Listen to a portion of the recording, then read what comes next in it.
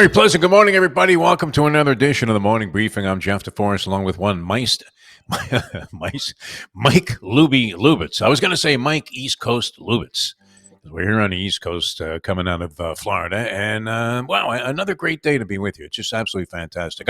I often thought this, Lubie. We've said this many, many times, and I'm a big fan of the explosion that's taken place in interest in women's sports for the simple reason that I always felt as a kid when there was no interest in women's sports. In fact, if a woman played sports, she was viewed in very disparaging fashion. Must be whatever. I mean, and then there was some unflattering things said. And once in a while, you would have one girl that actually was capable of playing with the guys. But for the most part, they weren't interested. And it was unfortunate because I always felt this, that there are so many parallels, Louie. Do you believe this? So many parallels between sports and lessons that you could take and apply to your actual real life. Definitely.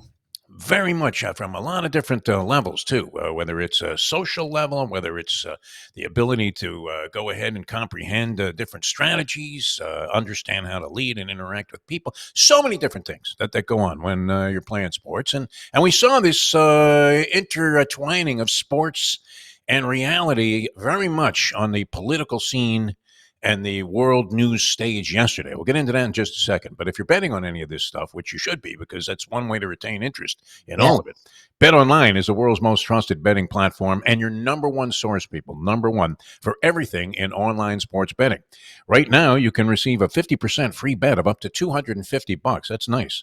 On your first deposit to bet on anything from the Olympics, maybe you want to take South Sudan on the money line against the United States, to baseball, to Formula One racing. BetOnline has every stat, every matchup, and even live odds and spreads while the games are taking place. You can change your mind. You can change your action. You can double down. You can press it.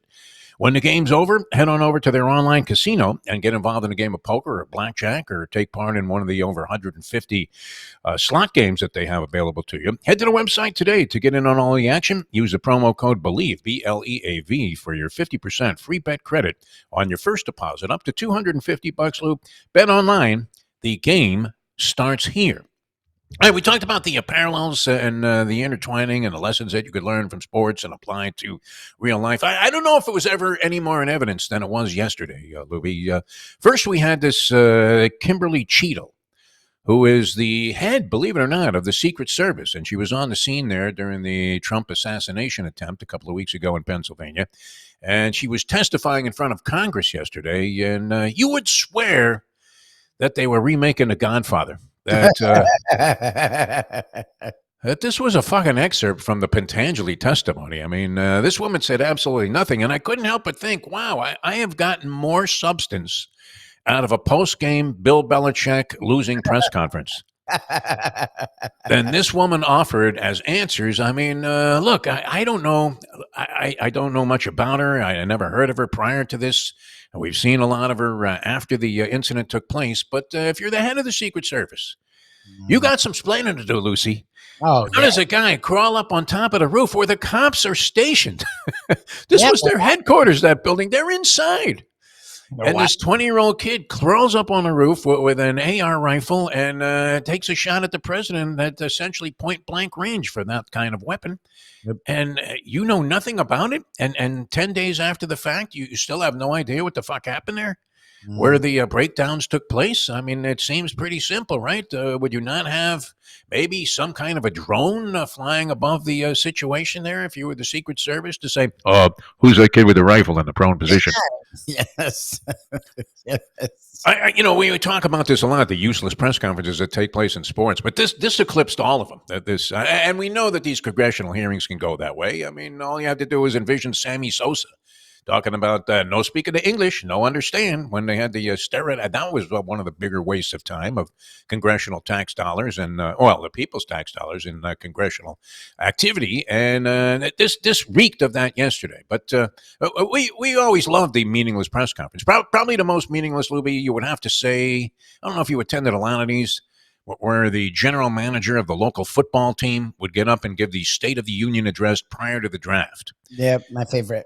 And the reporters would be salivating and hanging on every word. And you knew the guy was lying to you. I mean, in all respects, he was about to try to do anything he could to mislead you because the last thing they want. Look, they cover their mouths when they talk at the draft in the war room. So why would the guy spill the beans about what the team was going to do to the press a couple of days prior to this action taking place? That's meaningless. And then, of course, anytime a coach resigns, we've had a few of them here. Regarding of all franchises, they're very well respected and well organized, well run. Miami Heat with their Heat culture. And by the way, congratulations, boys! They won the Summer League championship. Lubie, Yes, we they did it. won. They Where won. does that rank in relation to the in-season tournament? Oh, What do you I think? actually take this to be. It's funny. The summer league is stupid and it doesn't matter. But I actually pay more attention to this than I ever paid to that fucking NBA season tournament. I actually watched this. This group of Heat players was actually very fun to watch. That thing just seemed like a total waste of time. I still don't understand it. I know the Lakers won it, and Indiana actually made a little bit of a move there, the Indiana Pacers. So maybe that was a prelude to what was going to happen later on, and stepping stone, a springboard for the Pacers for this year, which they're being summarily dismissed, are they not? The Indiana Pacers as a contender this year in the East. Am I not mistaken? Did they not take the Boston Celtics to the balls of their ass in that series, even though they ended up 4 games losing? a sweep, but every game was close, and they had leads with under 6 minutes in 3 of the 4 games. They had Yeah. actually decent leads in under 6 minutes in 3 of the 4 games. Yeah, I mean, it seems to me that they made a pretty representative showing. Maybe one that had more promise than some of the other teams that we saw in the postseason, including some of the teams out of the West that we fell in love with, who eventually fell apart. But wow, nobody's talking about the Indiana Pacers, and nobody was talking about them after. Didn't they finish second in the in-season tournament? Which I can't wait for the next one. I don't know about you guys, but that's really going to enhance my NBA viewing this year when they go with the psychedelic court.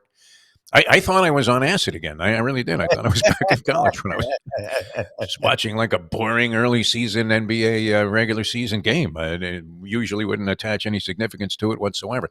So we had that, the Belichick press conference that was taking place in Congress yesterday with this Kimberly Cheadle testimony, which turned out to be a joke. And then I love this. I mean, you couldn't help but make a parallel to the Rooney Rule when you were watching these Republican senators and congressmen that were being polled about the fact that Kamala Harris is now going to be the Democratic nominee for president and gathered a lot of momentum yesterday. And so they were asking the Republican dignitaries and powerhouses in Congress what they thought of this. And they kept saying, well, she's a DEI hire. And I'm asking myself, okay, so what's wrong with that?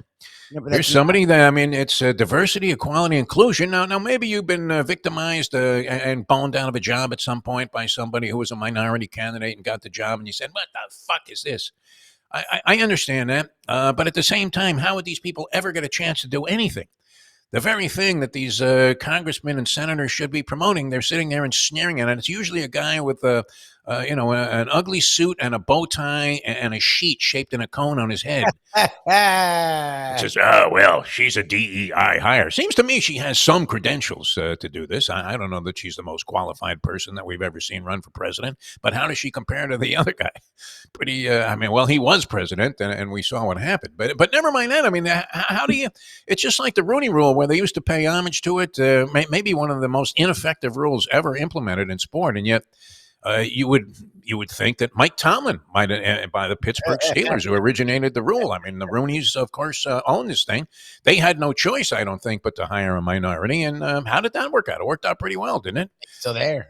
This guy might have never had a chance. And then the whole purpose of it is to say, well, geez, if somebody gets a shot, maybe they can prove that this isn't such a bad idea, and it'll open up doors of opportunity for other people that follow in their footsteps. So what would be wrong with that? And yet, really, I mean, they really treated it. I thought for sure that somebody was going to bring up Gene Upshaw Yeah.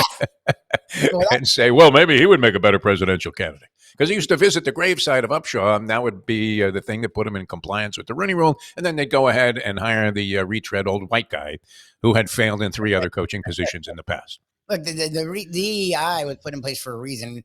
Minorities weren't getting opportunities, so it wasn't just give them the job, but the idea was it's very much like what the Rooney Rule was supposed to be and hasn't been. Give them a chance. The more minorities give a chance, the more will get a job. However, the right now is using it as a slur. Anytime Yes. a black person, it's mostly black actually, but it could be minorities, but it's usually black. Has any job of any quality. They're like, DEI, which, first of all, like you're saying, that's not the end of the world. Second, that's not true.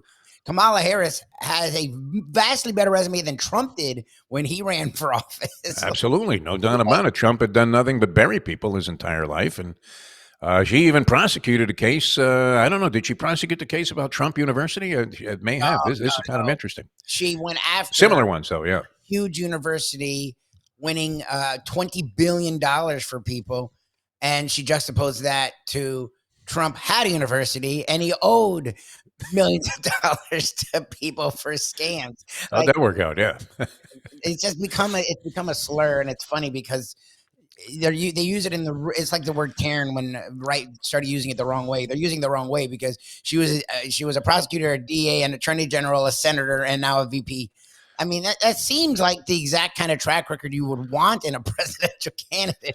Maybe so, but I mean, the way the sarcastic sneer that goes along with it. Well, she's a DEI candidate. You're like, oh, okay, good. That's exactly why I'm voting for her because Exactly. because you think it sucks, Mr. Republican douchebag to the right. But we don't want to get too heavily into that because that's way off the playground. But there's always that intertwining. Do you see the parallels there? I mean, there's always that mix of sport. So it's a good thing. Thank you, girls, for and Caitlin Clark for this recent explosion, exponentially ratcheting up the interest in women's sports. And I'm sure that we'll see a lot of attention being paid to the women as they compete in the Olympic Games, which get underway on Friday. Speaking of which, I mean, well, when do we start getting nervous about this, Lubie?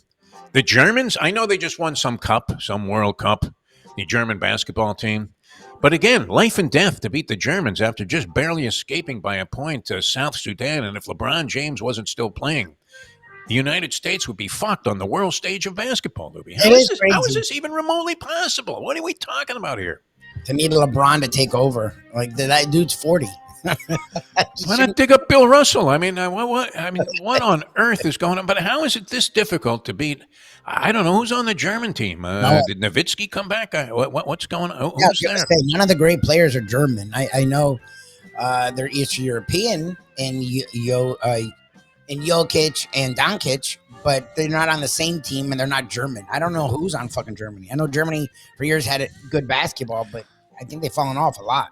My God. I mean, a couple of points victory last night and barely 1 point over South Sudan. I really can't comprehend and wrap my arms around what's going on. Maybe they blow everybody out once the Olympic Games start and win by 50 in every game, which you would expect. But hardly the kind of stuff that the Dream Team inaugurated many, many years ago when it was clear cut that if we bring in the big boys, this is going to be a massive mismatch. So, and the Subway Series, I always loved this. When it was a Mayor's Trophy game, I was a big Yankee fan as a kid, and then I became a Met fan in '62 when it came into existence, growing up on the streets of New York. And we loved it when they finally instituted the Mayor's Trophy game, which was an exhibition during the course of the season between the Mets and the Yankees. It was a one-shot deal. It was a big deal in New York. And then it became the Subway Series. What was that? Was that 2000 when the Mets and the Yankees met in the World Series? I think the so-called Subway Series. And, that had everybody excited around the country because it's always kind of cool, even though it's exclusive to a lot of the country when you have the two teams from the same city in the World Series. But it's kind of unique also. And that gets underway tonight after both teams struggled against Florida clubs. Yankees did redeem themselves after getting shellacked 9-1, and they beat the Rays by the same score yesterday. Unwritten rules of baseball. How do you feel about that, Lubie? This business about don't show me up in baseball. What the fuck is all that I about? never cared about any of it. Yesterday, they were having a contest to see who could trot around the bases more slowly after hitting a home run. Because the Yankees were offended that one of the Rays hit a home run early in the game, and it took them like 25 seconds to get around the bases, which I don't know. How does that equate out to what it normally would be if you were in a home run trot? Not sure. We know that nobody runs to first base thinking that the ball might stay in the park anymore, so maybe it is inclined to naturally take a little longer. But then Juan Soto hit a couple of home runs, which he's been great for the Yankees this year. Talk about a guy performing in a contract year. And it took him 37 seconds to get around the bases. He Jimmy Pearsall when he ran the bases backwards when he hit his 100th career home run. I don't know if you remember that. Jimmy Pearsall, Fear Strikes Out, great story. Carl Malden was in the movie there with Tony Perkins, who plays a wacko about as well as anybody. And I was a Pearsall fan. I didn't realize he was having such mental trauma while he was playing. It's a great book, and then the movie as well. But he ran the bases backwards, and it took him less time than it took Juan Soto to jog out his home run yesterday. So I don't know. Is that going to lead to a beanball war? It's kind of stupid, isn't it? Probably. I hate it. I think it's so dumb. There's not enough happening in terms of action in a baseball game to start getting angry about something as stupid and petty as how quickly you went around the bases. But that was going on, and then the Yankees and the Mets, of course, meet tonight. I think it's a 2-game series. Gets underway tonight, the Subway Series, which would be the main attraction on the baseball slate. All right, we got to run. A lot of fun being with you, as always. For Mike Lubie Lubitz, I'm Jeff DeForest here on NoFilter.net. Our various other platforms. Believe is a part of it, of course, and you can use that promo code on your Bet Online when you go ahead and make your initial deposit. And bingo, man! How great is that? Money magically shows up in your account. I have a great affinity for that sort of thing. When you wake up in the morning and you see your account has more money in it than it did yesterday, it's always great. All right, we have to run. Thanks so much for being with us. For Mike Lubie Lubitz, I'm Jeff DeForest, and we'll catch you tomorrow, the next edition of the Morning Briefing.